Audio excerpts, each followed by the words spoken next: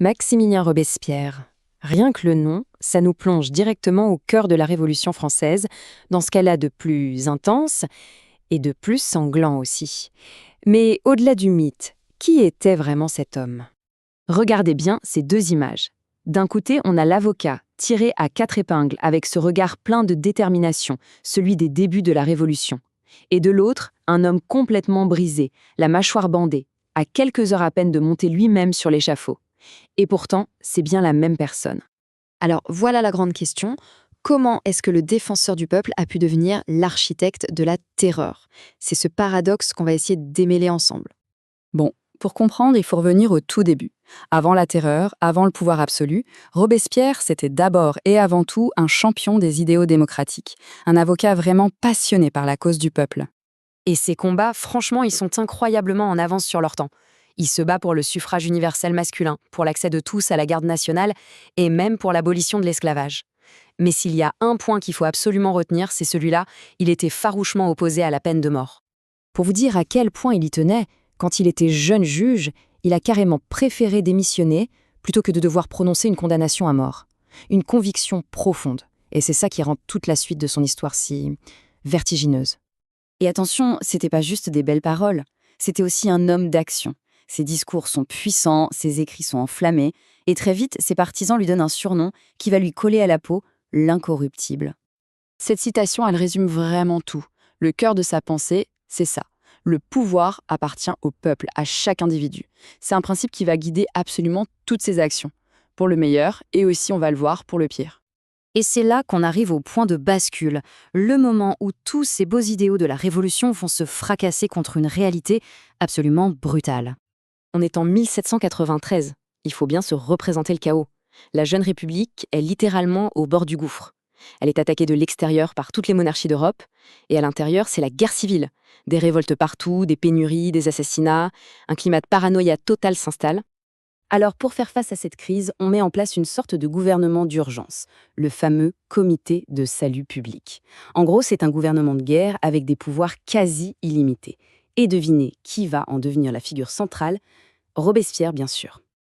Et c'est là, avec cette citation, qu'on voit sa logique basculer complètement. Pour lui, la terreur, ce n'est pas une trahison de ses idéaux. Non, c'est le seul moyen de les sauver. La terreur devient une émanation de la vertu. Une justice terrible, certes, mais qu'il juge absolument nécessaire pour protéger la République. Nous voilà donc au cœur du réacteur. Robespierre est à la tête du comité de salut public et son but est clair. Il veut refonder la France, la purger, la bâtir sur une base de pureté idéologique absolue. Et pour imposer cette république de la vertu, sa quête d'une volonté unique devient implacable. La machine à purger se met en marche. D'abord, il élimine ses opposants modérés, les Girondins.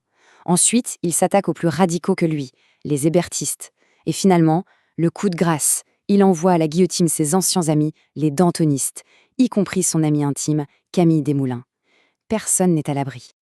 Le sommet de cette ambition idéologique, c'est sans doute cette fameuse fête de l'être suprême.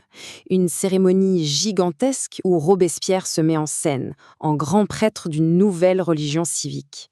Pour beaucoup de ses collègues, c'est la goutte d'eau. Ils y voient un homme dévoré par l'orgueil, qui se prend pour un dieu. Et politiquement, c'est une erreur colossale. Et pour accélérer cette purge, il met en place un outil juridique terrifiant, la loi du 22 prairial. En gros, la justice est simplifiée à l'extrême. Fini les avocats, fini le droit à la défense. Désormais, le tribunal n'a que deux choix, l'acquittement ou la mort. C'est le début de ce qu'on a appelé la Grande Terreur. Et les conséquences, ce chiffre donne le vertige. 1 366 exécutions. À Paris. En seulement 47 jours, en moins de 2 mois. Le rythme devient frénétique, quotidien. La guillotine ne s'arrête plus. La révolution est littéralement en train de se noyer dans le sang. Mais un régime bâti sur la terreur est forcément fragile, et celui de Robespierre va s'effondrer, avec une rapidité foudroyante. Tout va se jouer en 48 heures chrono. Le 8 Thermidor, il fait un discours à la Convention. Un discours vague, menaçant, où il dit qu'il y a encore des traîtres à punir, mais il ne donne pas de nom. Erreur fatale. D'un coup, tout le monde se sent visé, tout le monde a peur pour sa tête. Le lendemain, le 9 Thermidor, la peur a changé de camp.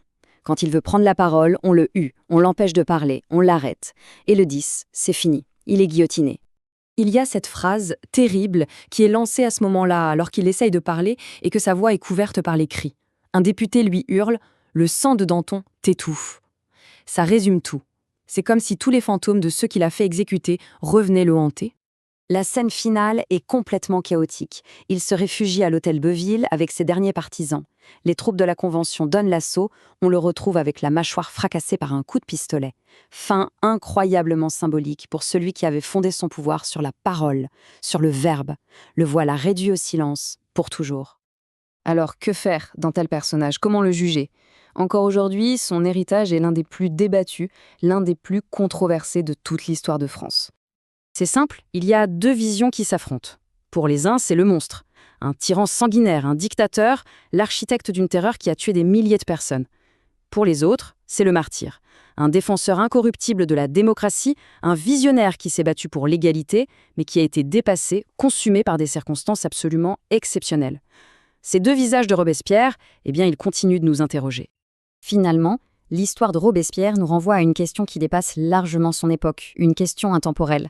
Est-ce qu'une fin qu'on juge vertueuse peut vraiment justifier des moyens aussi terrifiants?